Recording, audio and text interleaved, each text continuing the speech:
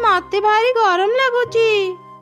अरे माँ मते जाई किछि काम मिलनी, मो पाखरी भी टंका नाही थिले मु तो पई गोटे फैन आनी देई थांती। नदी कूल ठंडा पवन बहुथिबो, चल माँ नदी पाखक जीवा, तते सेठी भल लागिबो। एमिति कथा हेई दुई माँ छुआ नदी पाखक गले। सेमाने एक गछरे बसिथिले। हठात सेमाने बंचाओ बंचाओ चित्कार शुणिले। बंचाओ बंचाओ, मते केही बंचाओ, मो पानी रे भासी जाउची, केही मते बंचाओ। अरे अरे ए छुआटी तो नदी रे फासी जाउची, मो शीघ्र ताको पानी रू बाहर करी। एमिति कही चढ़ई बहुत कष्ट रे चिल्लो छुआ को नदी रू बाहर करी आनिला। धन्यवाद चढ़ई आंटी, आज तुमे नथिले मु तो नदी रे बुड़ी जाई थांती। ठीक सही समय रे चिल्लो छुआर माँ सेठारे आसी पहुँचिला। ए चढ़ई तू मो झील को एमिति काहे धरिचु? मो झीर क्षति करने को चाहूँ नहीं, मु तते छाड़ीबिनी। माँ माँ ये सब कौन कहूच? चढ़ई आंटी को रागनी, से आज नथिले तुमे मते आ पाई नथांती माने तू ये सब कौन कहूचु? माँ मु आज नदी पाख गछरु फल तोड़िबा समय रे से गछरु खसी नदी रे पड़ी गली। मु तो पहरा जानिनी, नदी रे भासी भासी मु चित्कार करुथिली। मो चित्कार शुणी चढ़ई आंटी मते नदी रे बाहर करी आनिले। आज से मोर जीवन रक्षा करिसंती। चढ़ई मते क्षमा करि दे, मु किछि न जानि तते केते रागुथिली। मु एबे मो झियो को नै घर को जाउची, जदि केबे किछि दरकार हुए मते कहिबो चढ़ई, मु तते निश्चय सहायता करिबी। तापरे चिल्लो निजे छुआ को धरी सेठारु चली गला। माँ चढ़ई भी निजे छुआ सह घर को फेरी आसिला, हेले ता घर को भांगी जाइथिबार देखि से अनेक कांदिला। ए सब कोन हे जाइची? किए मो घर को भांगी देला? गरीब चढ़ई तो घर आम रास्ता रे आसुथिला, सेथिपाई मु तो घर भांगी देली। हेले मो अनेक दिन रु एठी रही आसुथिले, सेते बेले तो केही किछि कहू नथिले। जंगलर राजा एबे नुआ नियम बाहर करिसंती, रास्ता रे थिबा सब घर को भांगी देबा पई कहिसंती। हेले आमे एबे कोठी रहिबो? ए घर छडा आम पाखरी रहिबा पई आ किछि भी नाही। एते खरा रे आमे कुआडे छिबो? एबे कांदी के आउ किछि लाभ नाही, मु मो काम करिछि, रहिबा पई तू आउ एक जागा खोजिने। एमिति कही काउ सेठारु चली गला। माँ छुआ मन दुखरी रहिबा पई घर खोजुथिले। माँ आमे एबे कुआडे जिबा? केते समय रु उड़िलेनी, किछि तो कुह।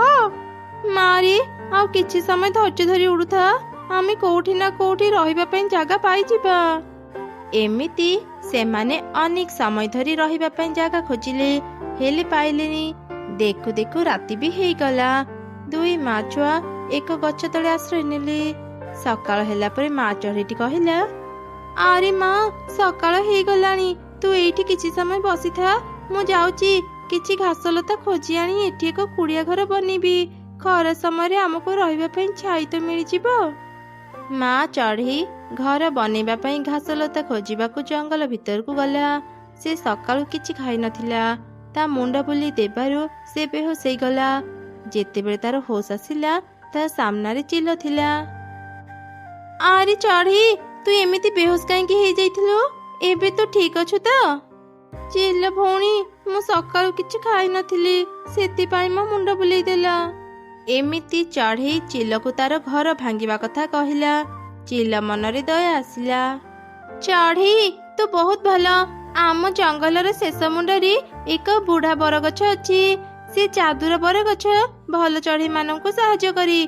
तू ता पाखकु जाई देखी, मोर विश्वास से तते निश्चय सहायता करिबो। एमिति कही चिल्लो सेठारु चली गला। माँ चढ़ई बरगछ को खोजी खोजी जंगल भीतर को गला। अनेक समय खोजिला परी से बरगछ को पाई गला। एई पति से जादुर गछ जहा कथा चिल्लो भौणी कहउथिले। हाँ चढ़ई मु सेई जादुर बरगछ। मु जाने तू एबे को समस्या रे अछु, मु तोर गोटिए इच्छा पूरा करिबी। एबे मते कह तते कौन दरकार? ए कौन जादुर बरगछ तो मोर गोटिए इच्छा पूरा करिबे। एबे मु कौन मागिबी? केते भलो हुंता जदि जादुर बरगछ मोर दुईटी इच्छा पूरा करि दियंती। मते रहिबा पई घर दरकार ଆଉ ମୋ ଝିଅକୁ ଗରମରୁ ରକ୍ଷା ପାଇଁ ଗୋଟେ ଫ୍ୟାନ୍ ଦରକାର। ଏବେ ମୁଁ ଏକଥା ଏ ବରଗଛ କେମିତି କହିବି? ଯାଦୁର ବରଗଛ ଚଢ଼େଇର ମନ କଥା ଜାଣି ତାକୁ କହିଲା, ଚଢ଼େଇ ତୁ ଚିନ୍ତା କରନି, ମୁଁ ତ କଥା ବୁଝିଗଲି। ମୁଁ ତତେ ଏକ ଘର ଦେଉଛି। ଏଇ ଘରେ ତତେ କେବେ ବି ଗରମ ଲାଗିବନି। ଏଇ ନେ ଚଢ଼େଇ, ଏଇଟା ଏକ ଯାଦୁର ବରଫ ଘର।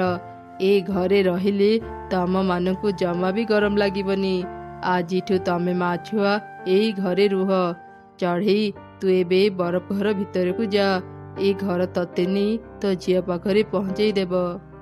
ତାପରେ ମା ଚଢ଼େଇ ଖୁସି ହେଇ ବରଗଛକୁ ଧନ୍ୟବାଦ ଜଣେଇଲା। ସେ ସେଇ ବରଫ ଘର ଭିତରକୁ ଗଲା।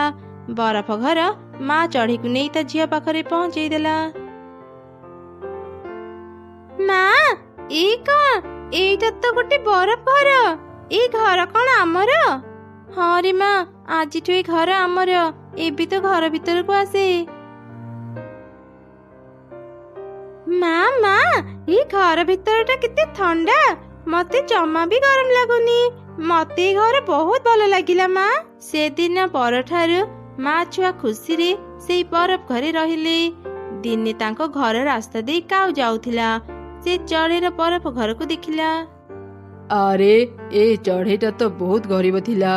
ଏତେ ଭଲ ଗୋଟେ ବରଫ ଘର ସେ କୋଉଠୁ ପାଇଲା? ନିଶ୍ଚୟ ଏ ଚଢ଼େଇ କାହାର ଘର ଚୋରି କରି ଆଣିଥିବ। ମୁଁ ଏବେ ହିଁ ତା ଘର ଭାଙ୍ଗିଦେବି। ଏମିତିରେ ବି ମତେ ଘର ଭାଙ୍ଗିବାକୁ ଭାରି ଭଲ ଲାଗେ। କାଉ ସେ ବରଫ ଘର ଭାଙ୍ଗିବାକୁ ଚେଷ୍ଟା କଲା, ହେଲେ ବରଫ ଘର ତ ଭାଙ୍ଗିଲାନି, ଓଲଟା କାଉର ଗାଡ଼ି ଭାଙ୍ଗିଗଲା। କାଉ ସେ ଗାଡ଼ି ତଳେ ଚାପି ହେଇ ଆହତ ହେଇଗଲା। ସେ କାନ୍ଦି କାନ୍ଦି ନିଜ ଘରକୁ ଫେରିଗଲା।